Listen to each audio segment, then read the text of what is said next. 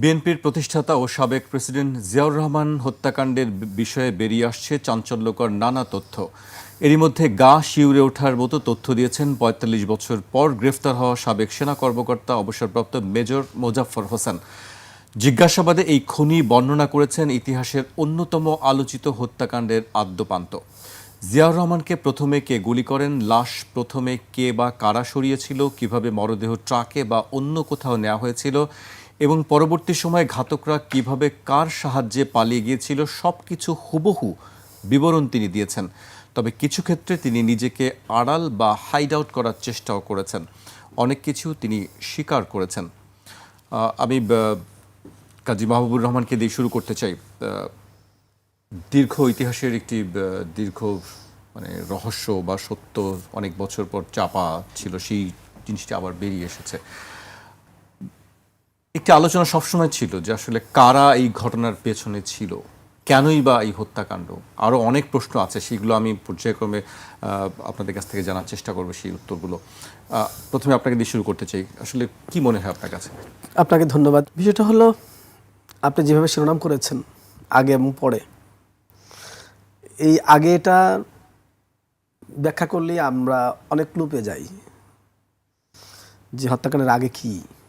হত্যাকাণ্ডের আগে হলো, ধরেন আপনি 1971 থেকে 72 সাল পর্যন্ত যে অত্যাচার চলছে বাংলাদেশে, যে অবিচার চলছে, আপনি যেটা দেখলেন গত 15 বছর ফিসিবাদ কর্তৃত্ববাদ, যে একজন সামরিক কর্মকর্তা বলেন যে তার হাতে গুলি করে গুলির ব্রেনটা লাগলে তার এক ধরনের শিহরণ অনুভূত হয়, সেই রকম বা তার কাছাকাছি লেভেল। তখন তো হয়তো গত আমলে সিলেক্টিভ ওয়েতে কাজ করেছেন, যাদেরকে মারলে, যাদের খুন করলে, যাদের গ্রেফতার করলে সরকার স্থায়ী হয়। কিন্তু স্বাধীনতার পর থেকে 75 পর্যন্ত ওই সময়টায় শুধু বিরোধী শক্তিকেই না, একটা সামাজিক অনাচার চলছিল পুরো সোসাইটিতে। এই আলাপটা কিন্তু বাজারে আসছেই না, এই আলোচনাটা আসতেছে না। সেই যে একটা পতনমুখ পরিস্থিতি, যেখানে মানুষ একটা বিরাট আকাঙ্ক্ষা নিয়ে মুক্তিযুদ্ধ করলো, পাকিস্তানি শাসকদের অত্যাচারের বিরুদ্ধে লড়াই করার জন্য মুক্তিযুদ্ধ করলো, মুক্তিযুদ্ধকালীন সময়ে রাজাকারদের অত্যাচারিত হলো, এবং পরবর্তীতে আবার ভারত আমাদের অনেক সম্পদ নিয়ে চলে গেল। এরপরে আমাদের নিজেদের সরকার আসলো, সেই সরকার আমাদের উপর অত্যাচার চালিয়ে যাচ্ছে। সেই যে এক পাকিস্তানি শাসন, তারপরে মুক্তিযুদ্ধের এক চরম কষ্টকর সময় এবং আমাদের দীপ্ত যে প্রতিজ্ঞা, সেই প্রতিজ্ঞার অর্জন খুব লিমিটেড একটা রাষ্ট্র পেয়েছি, কিন্তু রাষ্ট্রটা যে কারণে চেয়েছিলাম সেই কারণ অর্জন হয়নি। তারপরে চলছে নতুন অত্যাচার। এই প্রেক্ষিতে বাংলাদেশে এমন একটা পরিস্থিতি দরকার ছিল, মানুষটা আকাঙ্ক্ষা করছিল যে কেউ আসবেন, হয়তো দেশটাকে এই পরিস্থিতি থেকে রক্ষা করবেন। তো তখন বিশেষ করে শহীদ রাষ্ট্রপতি জিয়াউর রহমানের এই যে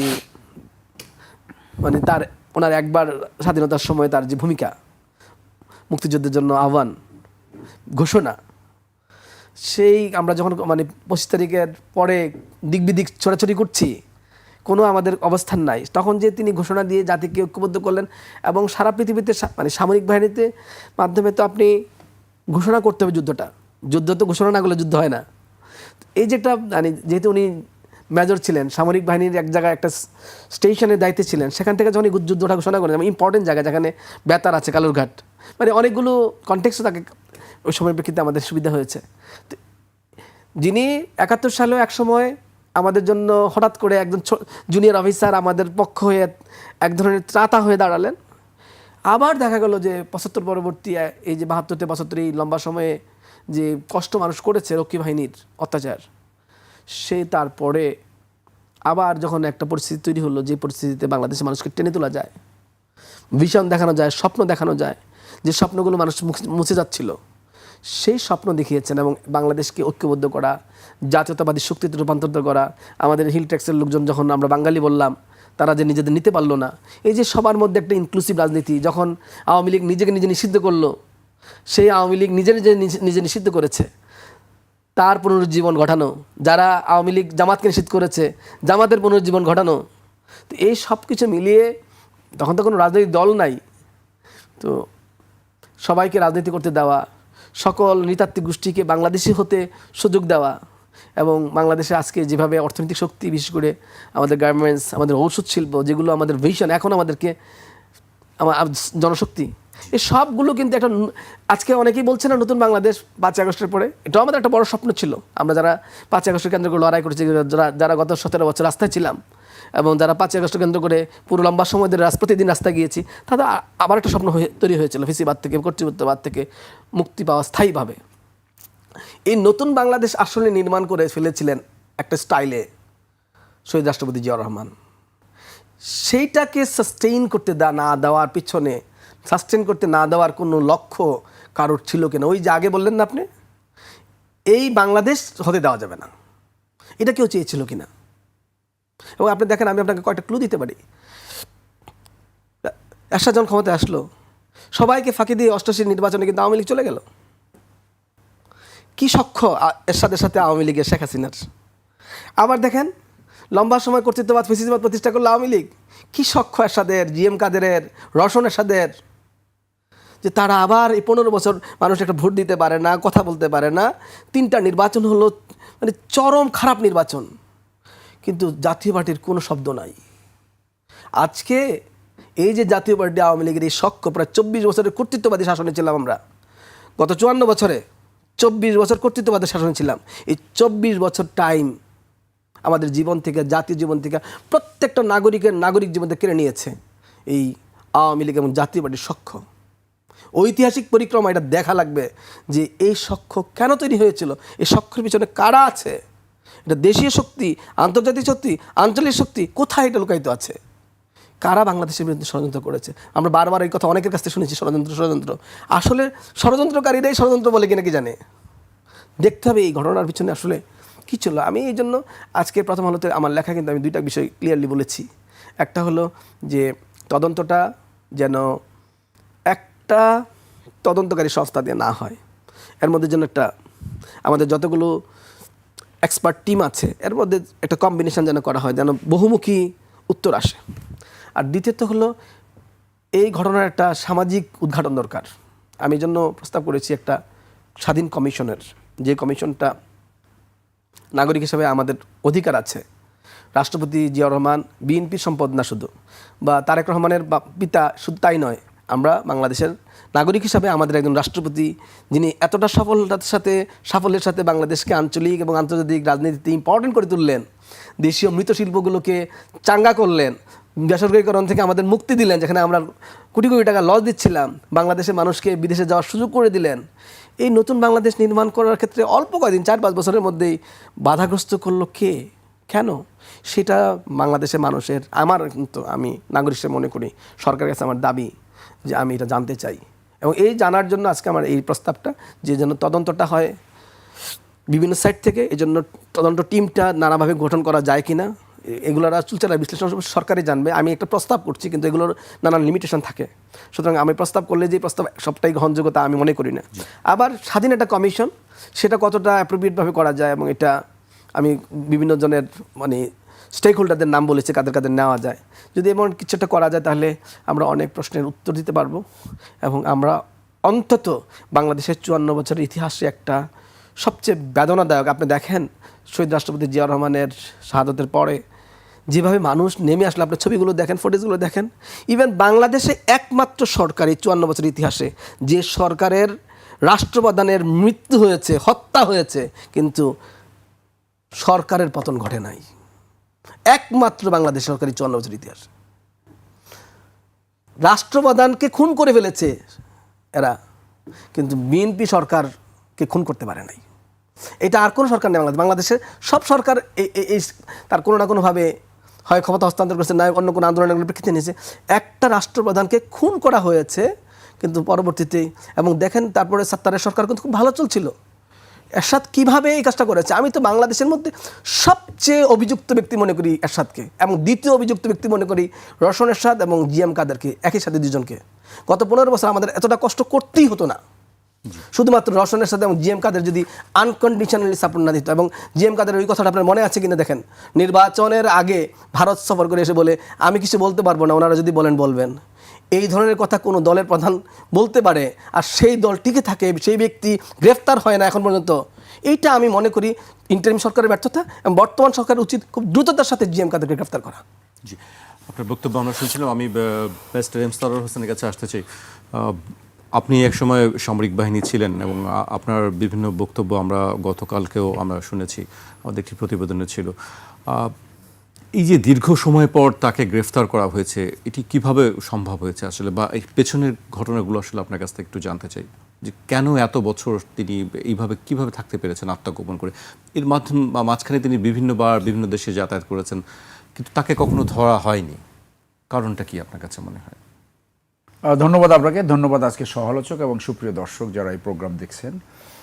দেখুন, কিছুটা আমার সহ-আলোচক বলেছে, পৃথিবীতে যে সমস্ত জাতি গঠন হয়েছে, আপনি যদি দেখেন সেই জর্জ ওয়াশিংটন থেকে শুরু করে, আপনি লিকিওয়ান সবসময় এই কথাটা বলি, ডক্টর মহতিন অথবা দক্ষিণ কোরিয়ার পার্ক সুহি, এরকম শত শত উদাহরণ দেওয়া যাবে যে সমস্ত জাতি টেক অফ করেছে। সো রাষ্ট্র যদি দেখেন কোনো develop country, developing country, under develop country, failed state, dysfunctional state. So স্বাধীনতার পরপরই বাংলাদেশে একটা লুটেরাতন্ত্রে ঢুকে গেল। আওয়ামী লীগ সুশাসন প্রতিষ্ঠা করতে পারেনি। আওয়ামী লীগ শেখ সাহেব সে সময় তার পরিবারকে নিয়ন্ত্রণ করতে পারে নাই, যদিও সেই সময় ইন্ডিয়ান সৈনিকরা চলে গিয়েছিল এবং যুদ্ধ বিধ্বস্তর পরে একটা দেশে অচলবস্থা হয়। তো সেখান থেকে যে সুশাসনে সেইটা মার্চ করার পরিবর্তে একটা লুটপটতন্ত্রে সেটা পরিণত হলো। মানুষের ভিতরে হাহাকার সৃষ্টি হলো, রক্ষী বাহিনী গঠন করে মানুষকে খুন করা হলো, দুর্ভিক্ষ হলো। সেই পরিপ্রেক্ষিতে 15ই আগস্ট সংগঠিত হলো। এই 15ই আগস্টের পরে অনেক টালমাটাল সিচুয়েশনের পরে প্রেসিডেন্ট জিয়া নিজেও নিহত হতে পারতেন। তিনি 2 নভেম্বর গ্রেপ্তার হলো। পরে he came out as a victorious. সেই জন্য বলা হয় যে ক্ষমতা তার কাছে এসেছিল, কিন্তু যেরকম নেতৃত্ব দরকার ছিল সেই রকম নেতৃত্বের কোয়ালিটি তার ভিতরে ছিল। একজন দেশনায়ক একটা ভঙ্গুর দেশকে to take off the nation, জাতি পুনর্গঠন, নেশন বিল্ডিং, যা কিছু দরকার ছিল উনি সেই সমস্ত চরিত্র, সেই সমস্ত নেতৃত্ব ওনার ভিতরে ছিল। সততা, যোগ্যতা, ভিশন, ব্রেভিটি এবং সঠিক লক্ষ্যে খুঁজে বাইর করা, কাকে কোন পজিশনে বসাতে হবে। সেখানে উনি কখনো পলিটিক্যাল স্লেভস খুঁজে নাই। উনি যোগ্য, দক্ষ এবং সৎ লোক খুঁজে বের করছে, যার জন্য মানুষের ভিতরে উনি চরমভাবে পপুলার হলেন। এবং যেই মুহূর্তে উনি মৃত্যুবরণ করলেন, that was the peak of his popularity. So সেই যে উনি যে লিগাসিটা রেখে গেছেন, এইটা যে কোনো একজন ভালো নেতার আপনি যদি দেখেন, সব ভালো নেতার ভিতরে এই 90% আইডেন্টিক্যাল কোয়ালিটি থাকে, লিডারশিপ কোয়ালিটি। লিকন যেমন তার মন্ত্রিসভার 3 জনকে সে জেলে পড়েছিল। তো সেই জায়গা থেকে এখন প্রেসিডেন্ট জিয়া যদি থাকতো তাহলে বাংলাদেশ একটা ভালো রাষ্ট্র, একটা উন্নত রাষ্ট্রে পরিণত হতো। বাংলাদেশকে উন্নত রাষ্ট্র দেখতে চায় না কে? এই প্রথম হলো ভারত। একদম এক কথা ওপেনলি বলেন। কারণ বাংলাদেশ যদি টেক অফ করে এই ভারতের চারদিকে থেকে, তাহলে 7 সিস্টার স্বাধীন হয়ে যাবে, দক্ষিণ ভারত স্বাধীন হয়ে যাবে, আরও অনেক যে অনুন্নত এই কর্ণাটক আছে না, যেগুলো পাশে এই ওয়েস্ট বেঙ্গল সবসহ, তাদের ভিতরে যে বাংলাদেশ যদি পারে, আমরা কেন পারছি না? যে দেশে এখনও 40% লোকের টয়লেট নাই, তাহলে বাংলাদেশের বহির্বিশ্বে বাংলাদেশের উন্নয়নের সবচেয়ে বড় বাধাকে ইন্ডিয়া। এখন 75-এর ঘটনার পরম্পরায় প্রেসিডেন্ট জিয়া ক্ষমতায় আসে, সবচেয়ে এগ্রিভডকে আওয়ামী লীগ।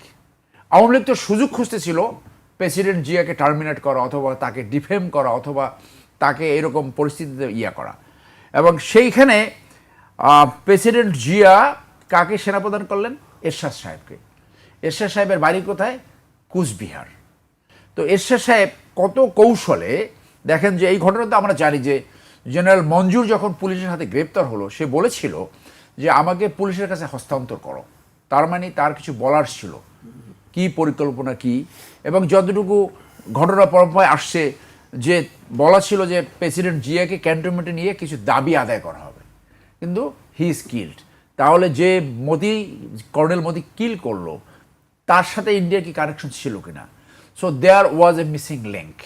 সেই লিঙ্কে একজন এই সার্ভাইভার ছিল, যে 45 বছর পরে এখন অ্যারেস্টেড হয়েছে। তাহলে বিএনপির রাইভাল কারা ছিল? রাইভাল ছিল 1 আওয়ামী লীগ, 2 হলো জাতীয় পার্টি, যেটা এরশাদ যেটা গঠন করেছে। এবং আমার বন্ধু তো সঠিক বলেছে যে একটা নেতা কি করে বলে। সেনাপ্রধান এরশাদের সঙ্গে মঞ্জুরের যে ফোন কলগুলো ছিল আগে এবং পরে, সেই ফোন কলগুলোর কোনো হদিস পাওয়া যায় না আসলে। পাওয়া যেতে পারে, কিছু তো রিসার্চ হয়েছে, অনেকগুলো বই বাজারে আছে। অ্যান্থনি মাস্কারাস, কর্নেল হামিদ, প্রেসিডেন্ট জিয়ার কোর্সমেট, এবং ব্রিগেডিয়ার সাকোয়াতও একটা বই লিখেছে, বেশ কিছু বই আছে। এবং সত্যের একটা শক্তি আছে। সেই ফোন কলগুলোতে কি আলোচনা হয়েছিল, সেই বিষয়গুলো কি আসলে জানা গেছে কিনা? আমি বলছি যে ট্রুথ হ্যাজ এ স্ট্রেংথ, ট্রুথের একটা হ্যাবিট আছে, বের হয়ে আসে, সত্য বের হয়ে আসে। এই জন্য আমরা এটাকে বলি ট্রুথ রিভিলস।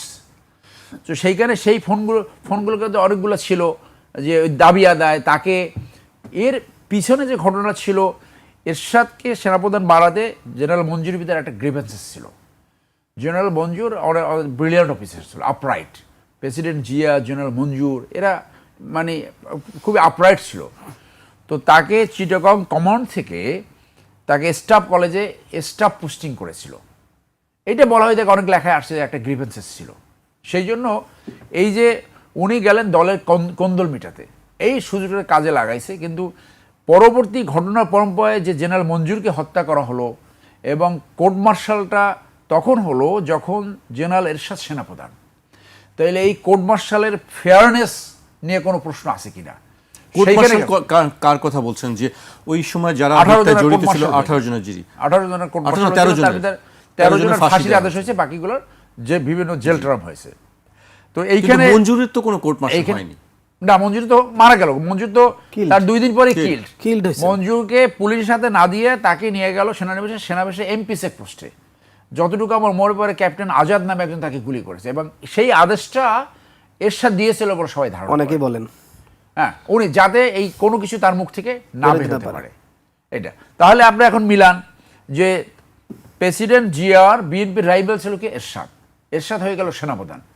তার নিয়ন্ত্রণে তখন ঘটনাটা পুরো তার প্রভাবে কিন্তু ছিল, পুরো তার নিয়ন্ত্রণে ছিল পুরো ঘটনা। এবং সেই সময় কোর্ট মার্শাল হয়েছে, এবং এই কোর্ট মার্শালে সমস্ত মুক্তিবাহিনী অফিসারদেরকে ফাঁসি দেওয়া হয়েছে। আর প্রেসিডেন্ট এরশাদ ছিল কিন্তু নন ফ্রিডম ফাইটার, উনি কিন্তু আসে নাই। উনি মুক্তিযুদ্ধে পরবর্তীতে কিন্তু এইগুলো আসছে যে মুক্তিযুদ্ধে যোগদান করার সুযোগ থাকা সত্ত্বেও যারা যোগদান করেনি তার ভিতরে এরশাদ একজন। তো এই ঘটনা পরম্পরায় দেখা গেল যে আপনার এই যে সত্য ঘটনা, সঠিক যে একটা ফ্যাক্ট ফাইন্ডিংস, যে এখানে দেশীয় এবং আন্তর্জাতিক ষড়যন্ত্র কি সেটা কিন্তু এখন পর্যন্ত আনার্থ হয় নাই। সেইটার সুযোগ আসছে কিন্তু এই মেজর মোজাফফরকে গ্রেপ্তারের মধ্যে দিয়ে। He is the I witness. উনি, আপনি যেমনটা বলেন, উনি নিজেকে এড়িয়ে আইনের ভাষায় বলে এক্সকালপারেটরি স্টেটমেন্ট দিচ্ছে, দেখ, কিন্তু এইটাই হলো তদন্তকারী সংস্থার এফিসিয়েন্সি, পেশাদারিত্ব, সঠিক তথ্য বের করে নিয়ে আসা আপনার তদন্তের মাধ্যমে। সেনাবাহিনীতে যে কোনো ঘটনায় আবার একটা তদন্ত হবে। এই যে ধরা পড়লো উনি 45 বছর কীভাবে পালায় থাকলো, কার বদৌলতে, সেইখানে কি হয়েছিল, because he is a very very vital witness. উনি G2 অপস ছিলেন, ডিভিশন হেডকোয়ার্টারে G2 অপারেশনস একটা ভেরি ভাইটাল স্টাফ অ্যাপয়েন্টমেন্ট। তিনি প্রথম বলেছিলেন যে তাকে হত্যা করা হয়েছে। ইয়েস, যখন সে গেছে, যতটুকু আমরা দেখেছি যে সে বলছে, প্রেসিডেন্ট জিয়া বের হয়ে তার রুম থেকে বের হয়ে বললেন যে তোমরা কি চাও? তো সে বলে, sir don't worry. In the mean time তার পাশেই দাঁড়ানো ছিল কর্নেল মতি, যে পরবর্তীতে মানে কিল্ড হয়, ওই যে পালাবার সময় কিল্ড হয়। সে তখন তার ওই এসএমজি থেকে গুলি করে প্রেসিডেন্ট জিয়াকে হত্যা করে। এবং এই হত্যার পরে সে প্রথম ফোন করে কমিউনিকেশন করে বলে the president has been killed. এরপরে ডিবেট করা একটা মিটিং হয়, সেই মিটিংয়ে ওই যে বিপ্লবী সরকার গঠন, এইগুলো নিয়ে আলোচনা হয়েছিল। এবং ঘটনা এত দ্রুত পরিবর্তিত হচ্ছিল যে ওদের নিয়ন্ত্রণ হারিয়ে যাচ্ছিল, এবং সেনাবাহিনী কমান্ড এস্টাবলিশড ওখানে করে ফেলছে। এরপর তো আপনি জানেন যে এই মেজর মোজাফফর সেই মিটিং অ্যারেঞ্জ, তখন এই ডেড বডি হাইড করার জন্য রাউজনে নিয়ে যায়, কোনোভাবে কবরস্থ করে। অনেকে বলে যে উনি লুকাইতে চেয়েছিল। পরে ব্রিগেডিয়ার হান্নান স্যারের মুখে আমি এই কথা শুনেছি। উনি পরের দিন যায় সেইটা 4 জুলাই সেখান থেকে উঠে হেলিকপ্টার করে ঢাকা নিয়ে আসে। তো এইগুলো তো আপনার বিভিন্ন জায়গায় জানে। তো এখন যে সুযোগটা সামনে আসছে, যে আমরা জানি যে এই যে জাতীয়তাবাদের রাইভাল, যে ইন্ডিয়ার 2টা team, India foreign policy makers বাংলাদেশের হাই কমিশনের পরে বলছে যে we have only one friend in Bangladesh, that is Awami League. আপনার মনে আছে না, এক অ্যাম্বাসেডার ওখানে যে বলল তো এটাই তাদের ফরেন পলিসি একদম core foreign policy towards Bangladesh. আর সেই একই আওয়ামী লীগের পরে তারা সবচেয়ে কাকে বিশ্বাস করে, সেটা জাতীয় পার্টি। তাহলে এই দুইটা দল যে জাতীয়তাবাদের বিপক্ষে থাকবে, জাতীয় স্বার্থের বিপক্ষে তারা চলে যাবে, যেটা প্রতিষ্ঠিত সত্য। তাহলে জিয়া হত্যাকাণ্ডের সবচেয়ে বড় বেনিফিশিয়ারি কি? এরশাদ। আর বেনিফিশিয়ারিকে আওয়ামী লীগ। এইটার সাথে মিলান যে বাংলাদেশে সমস্ত ঘটনায় রয়ের কোনো না কোনো যোগসূত্র থাকে। বাংলাদেশ সশস্ত্র বাহিনীতে অনেকেই রয়ের এজেন্ট আছে। একটা টপ এজেন্ট ছিল লেফটেন্যান্ট জেনারেল মুজিব। বলা হয় তাকে জুলাই আন্দোলনে, জুলাই অভ্যুত্থানে 200 থেকে 300 ইন্ডিয়ান কিলার এখানে ছিল, ইন্ডিয়ান ব্ল্যাক ক্যাট। এই যে শ্যুট করছে, এর ভিতরে একটা ছবি ছড়িয়ে পড়ছিল, আপনি ওর চেহারা দেখলেই বোঝা যাবে যে ও উত্তরপ্রদেশের লোক। এইরকম হাতে বালা, এরকম করে পয়েন্ট আউট গুলি করছে, বুঝছেন? ওই যে থিওরি আসছে না, মার্কসম্যান, ওই যে শ্যুট আউট, সেইটা। তো সেইখানে আপনার ভিডিও বের হয়েছিল, আপনার মনে আছে নিশ্চয়ই, যে প্লেনে টারমাক থেকে ডাইরেক্ট এই কিলারগুলোকে উঠিয়ে দেওয়া হচ্ছে। এবং 3 জন জেনারেল এখন ইন্ডিয়ান রয়ের হেফাজতে আছে, তারা সেনানিবাসে তাদেরকে থাকার ব্যবস্থা করে দিছে। খেয়াল করেন, তাহলে বাংলাদেশকে আনস্টেবল করার, বাংলাদেশকে অকার্য করার রাষ্ট্রর সবচেয়ে বড় এজেন্ডা কার? ইন্ডিয়ার। সেই ক্ষেত্রে সার্বিক বিবেচনা এবং অনেক আলোচক ইতিমধ্যেই বলেছেন যে এটা ডাইরেক্ট রয়ের ইনভলভমেন্ট এখানে ছিল।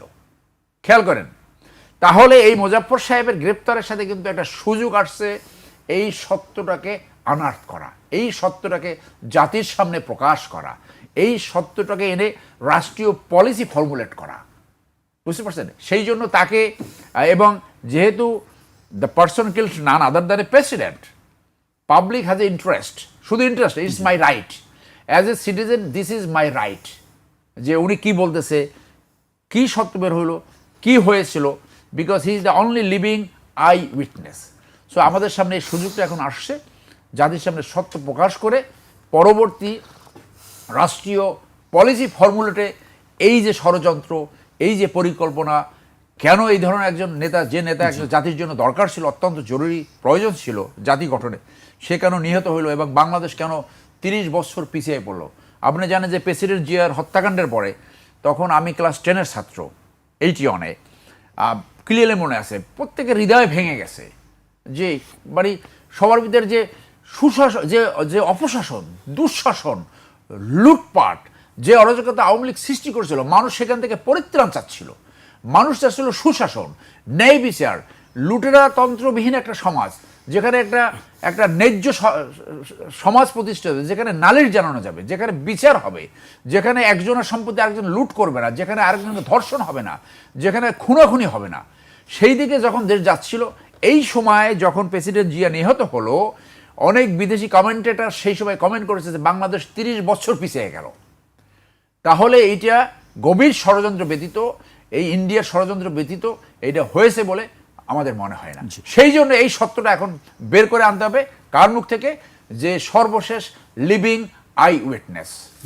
সরোয়ার ভাই, আমি আপনার কাছে আবারও আসবো। আমি পর্যায়ে অধ্যাপক কাজী মাহবুবুর রহমানের কাছে আসতে চাই আবারও।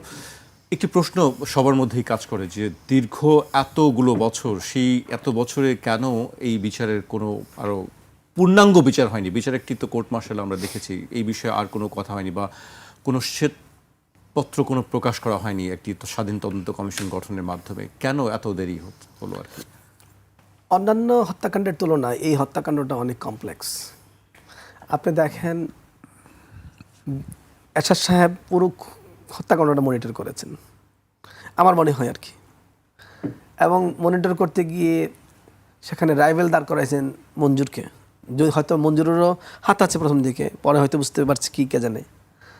তারপরে আপনি দেখেন এর সাথে একটা টিমও, এক ধরনের টিমও তৈরি করেছে যারা এটাকে নেটওয়ার্ক মেনটেন করেছে, যারা কোনো ফোন করে বলেছে কিল্ড, যারা বলছে যে ডোন্ট ওয়ারি, কিন্তু কাজটা করেছে অন্য।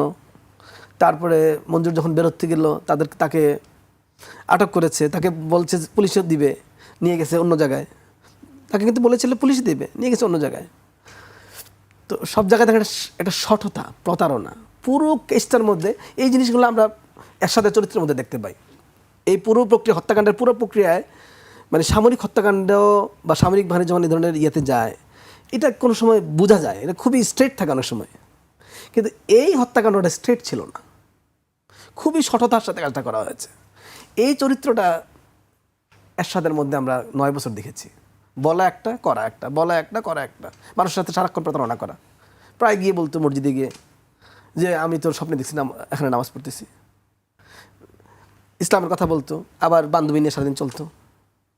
মানে বাংলাদেশে এই লোকরে কিভাবে মানুষ এতদিন ধরে সহ্য করছে এটাই বুঝে আসছে না, যে একটা লোক মুক্তিযুদ্ধে অংশগ্রহণ করলো না, এসে সবচেয়ে বেশি বেনিফিটটা নিল, তারপরে বাংলাদেশের সবচেয়ে প্রিয় মানুষটাকে খুন করলো। না, তারপর তো আওয়ামী লীগ ক্ষমতা ছিল, বিএনপি ক্ষমতা ছিল, দুই রাজনৈতিক দল আওয়ামী লীগ তো করবেই না, আওয়ামী লীগ তো করবেই না। আওয়ামী লীগ কিন্তু আপনি মাঝখানে সততার কথা যে কারণে বলছিলাম, এই যে 9 বছর ক্ষমতা থেকে এরশাদ তো এমনি মানে হত্যাকাণ্ডের সময়ও যে আলামত নষ্ট করেছে, সাক্ষী নষ্ট করেছে, যারা অপারেশন করেছে তাদের, যারা খুন করেছে তাদেরও মেরে ফেলেছে। মানে এটা হলো একদম হলিউড স্টাইলে সিনেমা। এর সাথে একটা মুভি তৈরি করছে এখানে মনে হয়, বা যারা হত্যা করেছিল তারা একটা মুভি তৈরি করেছে। তো এই যে মুভিটার কারণে কিলিং পাল্টা কিলিং পাল্টা কিলিং 3-4টে স্তরে হয়েছে, যার ফলে ওই যে আল্লাহর মেহরবানি, যে দেখেন মুজাফফর ঠিকই কিন্তু বের হয়ে আসছে, যে প্রথম গুলি করেছে বলে বলা হয়, অভিযোগ করা হয়, সে কিন্তু বেঁচে আছে, তারে বাঁচায় রাখছে আল্লাহ। তো এখন এটা বিশেষ করে এর প্রমাণাদি সংরক্ষণ করার সম্ভব হয়নি, প্রমাণাদি অনেক নষ্ট করা হয়েছে, যার ফলে এই কেসটাকে আসলে সাবলীলভাবে তুলে ধরা চ্যালেঞ্জিং ছিল। এখন আওয়ামী লীগ তো করবে না, বিএনপি কিছু চেষ্টা করেছে না তা না, অনেক চেষ্টা করেছে, কিন্তু সাক্ষী প্রমাণের অভাব, তাছাড়া সেনাবাহিনীর একটা অংশ জড়িত ছিল, যারা বিপদগামী সৈনিক, সব কিছু মিলিয়ে আর কি নানান পরিস্থিতির কারণে। আর বিএনপির মধ্যে একটা সবসময় আছে, কত বেশি ইনক্লুসিভ করা যায়, হ্যাঁ সব ভুলে যাও, নতুন করে শুরু করো। বেগম খালেদা জিয়ার তো সবসময় কথা, আমি প্রতিশোধ নেই না, রিভেঞ্জ নেই না। তো এবার আপনি দেখেন বর্তমান প্রধানমন্ত্রী একই কথা বলে, ওনার মা নাকি ওনাকে বলে শিখিয়েছেন রিভেঞ্জ নিতে নাই, প্রতিশোধ নিতে নাই। তো বিএনপি তো প্রতিশোধ নিতে চায় না, কিন্তু নিজে প্রতিশোধের শিকার হয়। তো এইবার বিএনপির অন্তত বোঝা দরকার যেন সে প্রতিশোধের শিকার না, কারোর প্রতি অত্যাচার না করুক। ন্যায় বিচার না করাও কিন্তু একটা অন্যায়। শহীদ রাষ্ট্রপতি জিয়াউর রহমান যে খুন হয়েছেন, এই খুনিদের বিচার না হওয়া এবং খুনের সাথে যারা জড়িত ষড়যন্ত্র করেছেন তাদের বিচার না হওয়া কিন্তু শুধু জিয়া পরিবারের প্রতি অন্যায় না, বাংলাদেশের সব মানুষের প্রতি অন্যায়। সুতরাং বাংলাদেশের রিসোর্স হিসাবে জনাব তারেক রহমানের আমি রিকোয়েস্ট করছি যে এরকম একটা কমিশন গঠন করেন, যেন এই হত্যাকাণ্ডটা স্বরূপ উন্মোচিত হয়।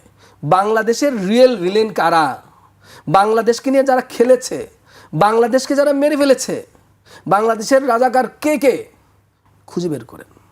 এবং এই খুঁজে বের করার মধ্য দিয়ে সত্যিকার অর্থে যে নতুন বাংলাদেশের কথা আমরা 5 আগস্টের পরে বলছি, সেই নতুন বাংলাদেশ নির্মাণ করার জন্য কিন্তু বিএনপি তার ম্যানিফেস্টোতে বলেছে আইনের শাসন প্রতিষ্ঠা করতে চায়, ন্যায় বিচার প্রতিষ্ঠা করতে চায়। সুতরাং আইনের শাসন আর ন্যায় বিচার প্রতিষ্ঠা করতে হলে অবশ্যই খুনিকে মাফ করা যাবে না।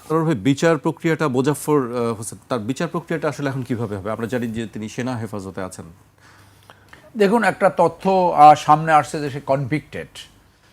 আমি যতটুকু জানতে পারলাম কনভিক্টেড না, কারণ সেনা আইনে আপনার পলাতক কারো কোর্ট মার্শাল করা যায় না। এই ঘটনা উপস্থিত থাকতে হয়, তাকে উপস্থিত থাকতে হয়, তার মেডিকেল টেস্ট করতে হয়, এবং যে অ্যারেঞ্জমেন্ট অর্থাৎ ওই যে প্লিডিং, যেটা গিলটি অর নট গিলটি, এইটা তাকেই বলতে হবে তার মুখ থেকে। So physical presence of the accused is mandatory. So এটা ছাড়া করা যায় না। এবং পরবর্তীতে কোর্ট মার্শালে সে নিজেকে নিজে ডিফেন্ড করতে পারে, অথবা ডিফেন্স অফিসার নিয়োগ করতে পারে, এমনকি বেসামরিক আইনজীবীও সে নিয়োগ করতে পারে। এই বিধান রয়েছে। সামরিক আদালতে বা কোর্ট মার্শালে হবে কি বিচারটা, নাকি বেসামরিক আদালতে? আমরা তো জানতে পারলাম কোর্ট মার্শালে হবে, কারণ স্বরাষ্ট্রমন্ত্রীর একটা স্টেটমেন্ট আমরা দেখলাম, উনি বলল যে আগে যেখানে যে আইনে বিচার হয়েছে সেই আইনে বিচার হবে। তাহলে এইটা যদি গভর্নমেন্ট পলিসি হয় তাহলে তার কোর্ট মার্শাল বিচার হবে। যদিও সেনাবাহিনীতে কিছু কনকারেন্ট জুরিসডিকশন রয়েছে, স্পেশালি এই খুন, তারপরে ধর্ষণ, এইটা সিভিল কোর্টেও করা যায়, মিলিটারি কোর্টেও করা যায়, বাট প্রেফার্ড মিলিটারি কোর্ট হলো প্রেফার্ড। সেনাবাহিনী যদি ইউনিফর্ম ধারা থাকে এবং কিছু অপরাধ হয় বলেই এই আইনগুলো আছে। তো সেইখানে যেটা ঘটনায় বেরিয়ে হয়েছে যে যখন জেনারেল মঞ্জুর পালিয়ে যাচ্ছিল, ওই যে জিপে যেখানে কর্নেল মাহবুব এবং মতিন কিল্ড হলো, ওই একই জিপে সে ছিল এবং সে ওখান থেকে পালিয়ে যেতে সক্ষম হয়। তাই সে যদি পালিয়ে যেতে সক্ষম হয় তাহলে তার কোর্ট মার্শাল হয় নাই, এইটাই ফ্যাক্ট। একটা সিভিল সিএম কোর্টে, ম্যাজিস্ট্রেট কোর্টে একটা মামলা হয়েছিল।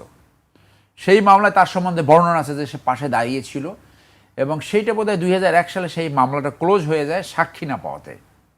এখানে আরও কিছু আইনি ব্যাপার আছে যে এখানে মিউটিনির বিচার হয়েছে কিন্তু খুনের বিচার হয় নাই। এটার সাথে আমি একটু দ্বিমত পোষণ করি। যে কোনো একটি ঘটনায় একটা বিচার হলেই চলে। যদি কোনো অপরাধ একাধিক আইন অ্যাট্রাক্ট করে তাহলে যে কোনো একটা আইনে বিচার হবে, তার সব আইনে বিচার করা সম্ভব না। মনে করেন পেনাল করে খুনের মামলার বিচার আছে, নারী ও শিশু নির্যাতন আইনে খুনের মামলার বিচার আছে, আন্তর্জাতিক অপরাধ ট্রাইব্যুনালে খুনের মামলার বিচার আছে। এখন সেনাবাহিনীর সদস্য যদি খুনে জড়িত হয়, কোথায় বেস্ট হলো কোর্ট মার্শাল। এখানে বিচার খুব দ্রুত হয় এবং অরিজিনাল যে অফেন্ডার তারই বিচার করা হয়, যদিও এটা নিয়েও সমালোচনা রয়েছে। তাহলে তার এটা ধরা হয় তার ওই যে ম্যাজিস্ট্রেট করে যে মামলাটা হয়েছিল সেই মামলাটা সে ট্রায়াল ফেস করে নাই, আর এখানে কোর্ট মার্শালেও সে ট্রায়াল ফেস করে নাই। এখন যেহেতু সে 45 বছর পরে গ্রেপ্তার হয়েছে, প্রসিজিওর অনুযায়ী তার আর একটা তদন্ত হবে, সে পলাতকের উপর তদন্ত হবে। যেটা আমরা খবরে দেখলাম যে সে যে ডিজার্টার ছিল, সেনা আইনের 91 ধারায় বলা আছে কিছু আইন ছাড়া 5-6টা অপরাধ ছাড়া বাকি সমস্ত অপরাধ 3 বছর পরে তামাদি হয়ে যায়, কিন্তু 5-6টা অপরাধ তামাদি হয় না। তার ভিতরে একটা হলো পলাতক, এবং সে সেনাবাহিনীর কোনো সদস্য পলাতক হলে, পলাতক তো হয়, কিছু লোক তো পলাতক হয়, এই জন্য কিন্তু আইনগুলো। এবং পলাতক হইলে প্রথম 14 জায়গায় তার ওয়ারেন্ট অর্ডার যায়, ওই পোস্টমাস্টার, রেলওয়ে স্টেশনের ম্যানেজার, এইসব জায়গাও কিন্তু তার ওয়ারেন্ট অর্ডার চলে যায়, ডিসি, এসপি, সব জায়গা। তো তার নামে এরকম ওয়ারেন্ট অর্ডার ছিল, সে তো সার্ভিস কন্ডিশনে পালিয়ে গেছে, তখন তো সে কর্মরত। তাহলে তার প্রথম বিচার হবে অ্যাজ এ ডেজার্টার, এবং সেইটা বোধহয় চিটাগংয়ে শুরু হচ্ছে, যেহেতু ঘটনাস্থল চিটাগং ক্যান্টনমেন্ট, ওইখানে হবে। তাকে চিটাগং নিয়ে যাওয়া হয়েছে এবং অ্যাজ ইউজুয়াল এই যে তদন্ত হবে, এই তদন্তে কিন্তু তার এই 81 সালে হত্যাকাণ্ডের তার কি ইনভলভমেন্ট ছিল, তার প্রতি কি সুপারিশ ছিল, কি ফান্ডিং ছিল, সেইগুলো কিন্তু সামনে আসবে। এরপরে তখন এই দুইটা বিচার, এই পলাতকের বিচার এবং যে 81 সালের যে হত্যাকাণ্ড, সেটা একসাথে সাইমালটেনিয়াসলি একটা কোর্ট মার্শালি বিচার হতে পারে, সেইটা অথরিটি সিদ্ধান্ত নেবে। আমার ধারণা একটা কোর্ট মার্শালি তার হবে ওখানে। জি, সৌরভের কাছে আসবো আমি। এই পর্যায়ে আবার অধ্যাপক কাজী মাহবুবুর রহমানের কাছে আসতে চাই। বিশ্লেষকরা যেটি বলছেন যে আসলে খুব তড়িঘড়ি করা ঠিক হবে না, এই তার বিশেষ করে তদন্তের ক্ষেত্রে বা তাকে জিজ্ঞাসাবাদের ক্ষেত্রে আরও হয়তো গুরুত্বপূর্ণ তথ্য তার কাছ থেকে আমরা পেতে পারি। আপনার কাছে কি মনে হয়, আসলে কি তড়িঘড়ি করার কোনো বিষয় আছে কিনা এখানে? খুব ভালো কথা বলেছেন সরার ভাই, তো খুব চমৎকারভাবে বিচার প্রক্রিয়াটা তুলে ধরছেন, খুবই ইনফরমেটিভ ছিল এবং অ্যানালিটিক্যাল ছিল। আপনি যে তড়িঘড়ির কথাটা বললেন না, এই তড়িঘড়ি কাজটা এরশাদ সাহেব করেছে। সেই প্রশ্ন তো আসলে সে কিন্তু কেন এত দ্রুত বিচার আগেই করেছে একবার। তো এই দ্রুত বিচার করতে গিয়ে কিন্তু আপনি যে বললেন না সব কিছু হলো না কেন, সব খবর নাই কেন, সবার বিচারটা ফিনিশড হলো না কেন। বিচারটা একটা হয়েছে কিন্তু ফিনিশড বিচার হয়নি, কমপ্লিট হয়নি। তো এই তড়িঘড়ি এবারও করলে ভুল কাজ করা হবে, তড়িঘড়ি করার কিছু নেই। এখন আসামি পাওয়া গেছে, প্রসেসিং যদি হবে, আপনি দেখেন না আমাদের এই যে 25 জন সেনা কর্মকর্তাকে আমরা সিভিল কোর্টে হস্তান্তর করছি না কয়েক কিছুদিন আগে, তাহলে সেনা আইন থাকা সত্ত্বেও তো আমরা তাদের বিচার করেছি না। আমি শ্রদ্ধা রেখেই বলছি স্বরাষ্ট্রমন্ত্রীর প্রতি, এবং হয়তো আইন কারণের ব্যাপার স্যাপার আছে সব আমি জানি না হয়তো, যে কারণে ওনারা মার্শাল কোর্টের কথা বলছেন। সেকেন্ড থটের জন্য বলছি যে ওনারা এখনও এই বিষয়গুলো ভাবতে পারেন, যে কারণ মার্শাল সব ডকুমেন্ট কি পাবলিশ হয় সারার ভাই? না, মার্শাল ইউজুয়ালি ক্লোজ ট্রায়াল, কিন্তু যদি রাষ্ট্রীয় সংস্থা জড়িত থাকে, যেহেতু প্রেসিডেন্ট মারা গেছে, এটা কর্তৃপক্ষ ইচ্ছে করলে এটাকে আনক্লাসিফাইড করতে পারে। এটা কি বিচার হওয়ার পরে কেন হইলো, কি হলো, পাবলিশ করবে ডকুমেন্ট? করতে পারে, করতে পারে, সেটি ইচ্ছার উপর নির্ভর করে। এবং মার্শাল কোর্টের সবচেয়ে বড় লিমিটেশন হলো এখানে কোনো এপিলেট ফর্ম নাই, শুধু মার্জরা আবেদন করতে পারবে, কোনো এপিলেট ফর্ম নাই। এইটা হলো সবচেয়ে বড় লিমিটেশন। সেই জন্য আমি সারোয়ার ব্যাকের মানে রেফারেন্স নিয়ে বলছি আর কি, যে যেহেতু ওই মার্শাল্লাহ কোর্টের, আমরা তো এটা তো একটা সেন্সিটিভ হত্যাকাণ্ড, আমাদের জন্য হৃদয় বিদারক হত্যাকাণ্ড, এবং এই আমরা অনেক ক্ষতিগ্রস্ত হয়েছি ভাই, বাংলাদেশ রাষ্ট্র নাগরিকরা অনেক ক্ষতিগ্রস্ত হয়েছে। তো সেক্ষেত্রে একজনের মৃত্যুদণ্ড দিয়ে 45 বছর পরে আমাদের বেশি কোনো উপকার হয় না, আমাদের খুব বেশি উপকার হয় অনেক সত্য, তার কাছে সত্যটা যদি খুঁজে বের করতে পারি আমাদের অনেক বেশি উপকার। ওনার মৃত্যুদণ্ড কার্যকর মধ্যে দিয়ে আমরা 45 বছর চলেছি, মৃত্যুদণ্ড কার্যকর না করে। সুতরাং বিএনপি 3-4 বার ক্ষমতায় আসছে ওনার মৃত্যুদণ্ড কার্যকর না করে। বিএনপি সরকার বা আমাদের জনগণের জন্য ওনার মৃত্যুদণ্ড কার্যকর করার মধ্য দিয়ে খুব বেশি কিছু গেইন না, অন্তত জাস্টিসটাও হচ্ছে আর কি। কিন্তু বেশি গেইন হবে, অনেক লাভ করতে পারবো যদি সত্যিকার অর্থে এই লোকটা থেকে আমরা তথ্যগুলো বের করতে পারি এবং এটাকে আরও মানে কমপ্লেক্স ব্রডার জায়গা থেকে কেসটা দেখা দরকার লাগবে। যেই ব্যাকগ্রাউন্ডটা কনটেক্সটটা আমি এবং সারার ভাই তুলে ধরেছি, সেই কনটেক্সটটাকে ফোকাস করে যদি আমরা কাজটাকে ধরি, এই কেসটাকে ধরি, এই মামলাটাকে ধরি। মার্শাল্লাহর মামলা তো লিমিটেড, ওই যে উনি যেটা বললেন যে করছো, করে নেই বা করেছি, করলে এক ধরনের রায়, হেয়ারিং করে রায়, তারপরে আপিল করো, আপিল অ্যাকসেপ্টেড হলো না, ওকে ফাইন যাও। আপিল মানিস কেন, ওই কোর্টে আপিল। কিন্তু সিভিল কোর্টে তো প্রসেস, অনেক লোক ইনভলভ হবে, প্রসিকিউশন আছে, সরকারি বেসরকারি উকিল আছে, সবাই যুক্ত হবে, তখন আমরা অনেক কিছু জানতে পারবো। তো এই জন্য আমি আমার কাছে আবারও মানে বলতে চাই আপনার মাধ্যমে বা একুশ টেলিভিশনের মাধ্যমে যে সরকার আবার বিবেচনা করতে পারে কিনা, কীভাবে জাস্টিসও করা যাবে, মানে তার যে বিচারটাও সুন্দরভাবে করা যায়, আবার সে যে একটা রিসোর্সে পরিণত হয়েছে এখন হত্যাকাণ্ড সম্পর্কে তথ্য দেওয়ার ক্ষেত্রে, সরি, সেটাও তুলে আনা যায়। আমরা সরোয়ার ভাইয়ের কাছ থেকে একটা কথা শুনছিলাম, তিনি বলছিলেন যে ভারতের এটার সঙ্গে জড়িত থাকতে পারে। আপনার কাছে কি মনে হয় এর বাইরে বা আরও কোনো আন্তর্জাতিক চক্র এর সঙ্গে জড়িত আছে কি? আমি জিয়াউর রহমান বাংলাদেশকে জাতি এত অল্প সময়ের মধ্যে মানুষ এত ভাবে কেমনে, আমি এটাই মাঝে মাঝে জিয়া স্টাডি করতে গেলে, আমি যেহেতু পলিটিক্যাল সায়েন্সের প্রফেসর, মাঝে মাঝে আশ্চর্য হয়ে যায়। মানে হয়তো আপনারাও পড়াশোনা করেন, কিন্তু আমার তো এটাই কাজ, মানে আমার এটাই কাজ, তো আমার তো প্রতিদিনই ধারাবাহিকভাবে এই নিয়েই পড়তে হয়। ম্যাডামকে নিয়ে, বেগম খালেদা জিয়াকে নিয়ে আমি একটা লেখা লিখলাম 2018 সালে, গণতন্ত্র প্রতিষ্ঠা বেগম খালেদা জিয়ার ভূমিকা। আমি সব লেখায় ইন্টারন্যাশনাল সব আর্টিকেল থেকে সংগ্রহ করেছি, দেশীয় খুব কম ইউজ করেছি যেন লেখাটা বেশি অ্যাকসেপ্টেড হয়, মানে ইন্টারন্যাশনাল জার্নালে।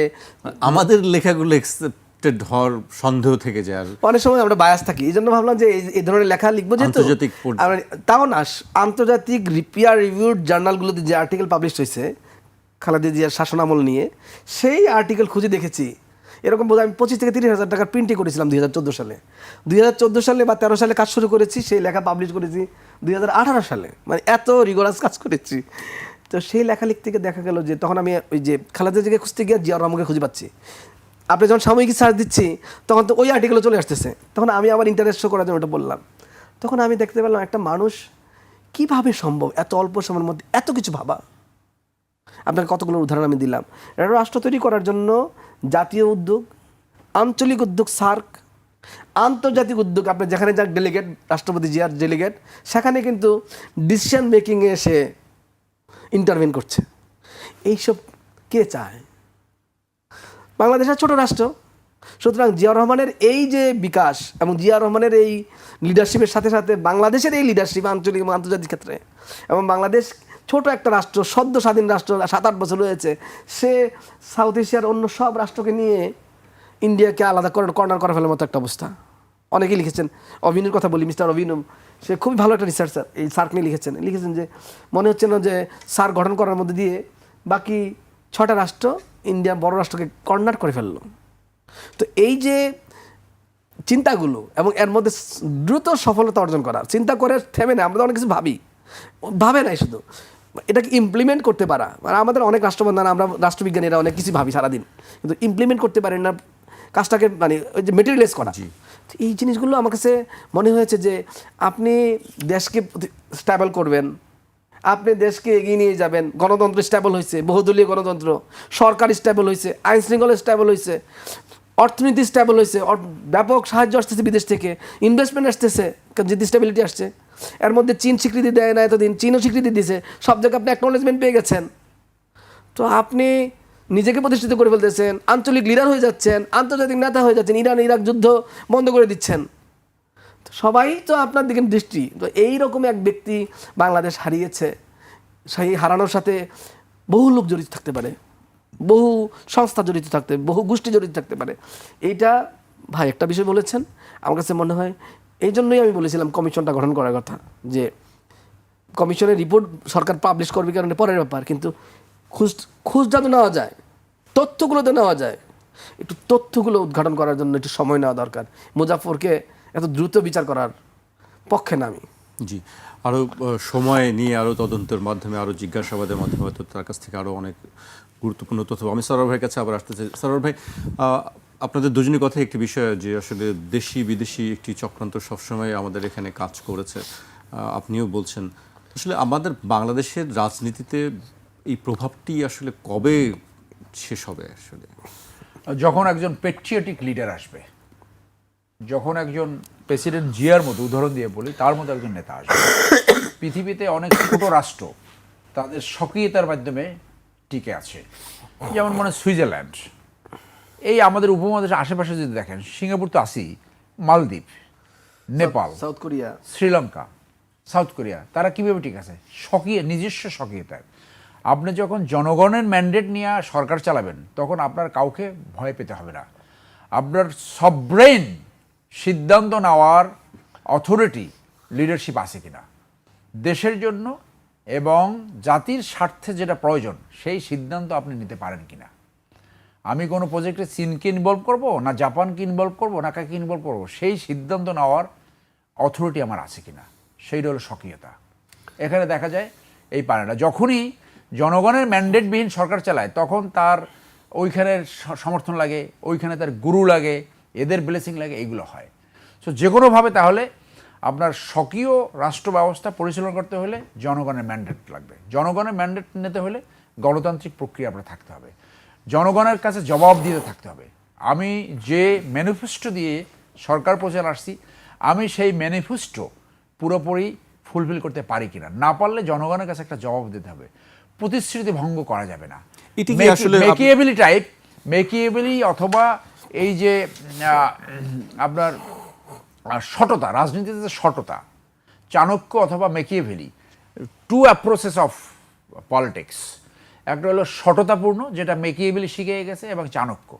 আর একটা হলো আপনার এই যে সেকেন্ড ওয়ার্ল্ড ওয়ারের পরে যে মানুষকে কনভিন্স করার, দ্য পলিটিক্স অফ প্রমিস, প্রতিশ্রুতি করা।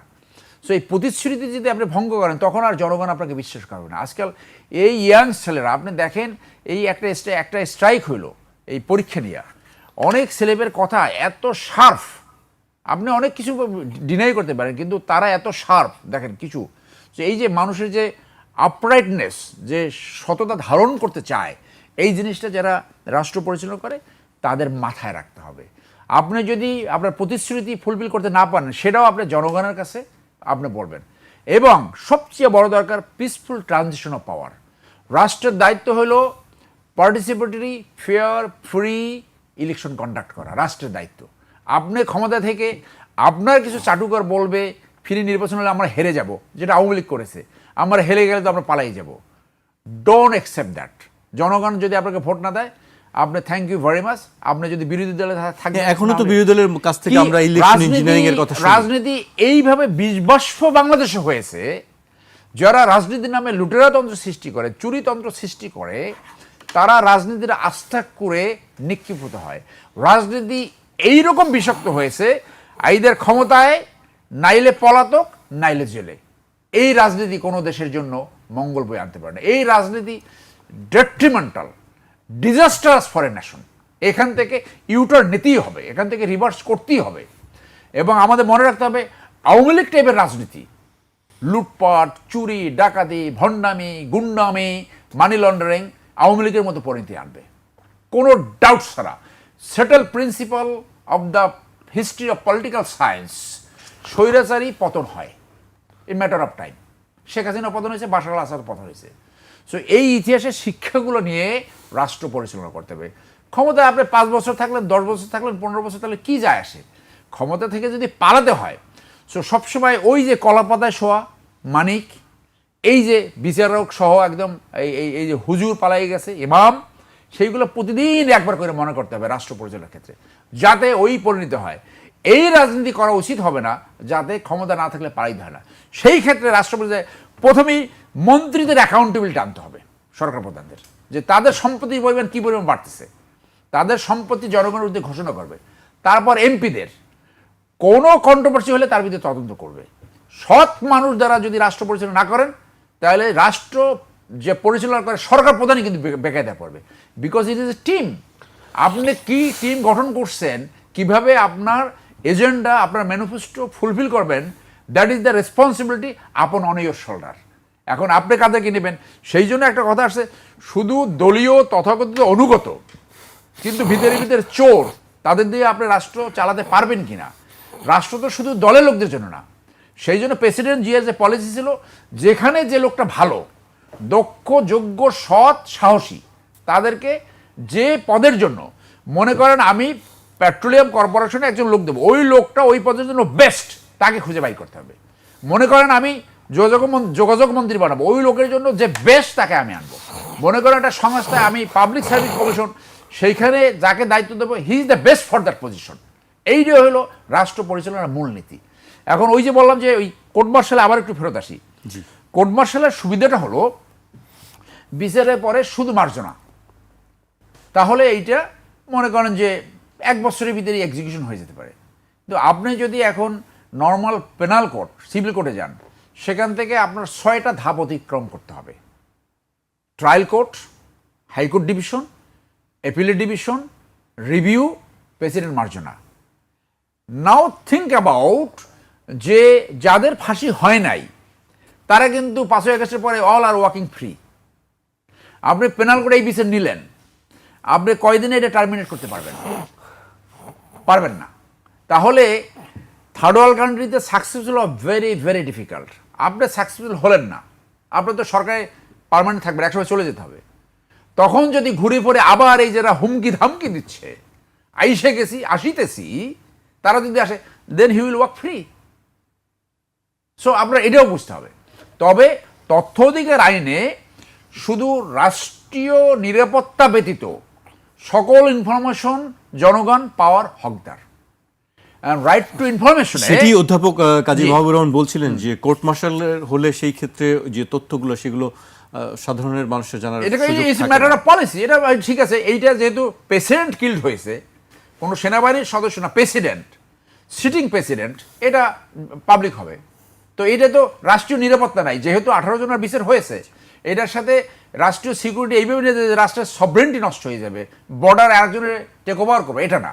অতএব এটা পাবলিক করতে কোনো অসুবিধা হওয়ার কথা না।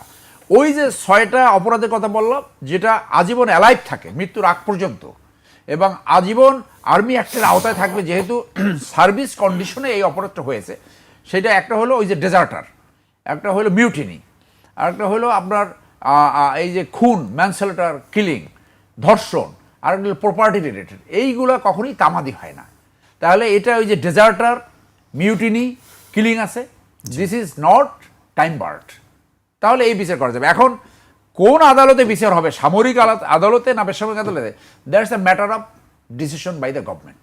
জি, সেটি আমরা সামনে হয়তো দেখতে পাবো। আজকে আমাকে এখানে শেষ করতে হচ্ছে আপনাদের। একটু 1 মিনিট কথা বলবো। জি, আমাকে শেষ করতে বলছে আমার প্রোডিউসার। জি, বিষয়টা হলো একটা বিষয় উত্তর দেওয়া দরকার ছিল, পরের আলোচনা খুবই মানে আপনি দলের জন্য রাষ্ট্র না, কিন্তু দলের নেতাকর্মীরাই রাষ্ট্র সরকারকে ক্ষমতায় আনে। সুতরাং দলের মধ্যে কোয়ালিফাইড লোকজনকে ক্ষমতায় বসাতে হবে, এটা হলো পলিটিক্যাল রিঅ্যালাইনমেন্ট। আপনার দলের ভিশন মিশন অন্য কেউ বা সাধারণ মানুষ বা সুবিধাবাদী কেউ নিবে না। তবে মুইনা টাইপের বা এরশাদ টাইপের, অথবা আপনি দেখেন এই যে মাসুদ্দিন টাইপের লোকজন ক্ষমতা না পায়, সুবিধা না পায়, এটা বিএনপিকে মাথায় রাখতে হবে। তবে যেটা উনি বলেছেন খুব ইম্পর্টেন্ট, যে ম্যান্ডেট, এবং বিএনপি কিন্তু কাজটা করছে, প্রতিটা এই যে 5 মাসেরও কিন্তু পূর্তিতে তার অ্যাকাউন্টেবিলিটি শো করছে যে কি করছে কি করছে না। তো ম্যানিফেস্টো লক্ষ্য করে এগুলো ভুল হবে কম। জি, আপনাদের দুজনকে অনেক ধন্যবাদ আমাদেরকে সময় দেওয়ার জন্য।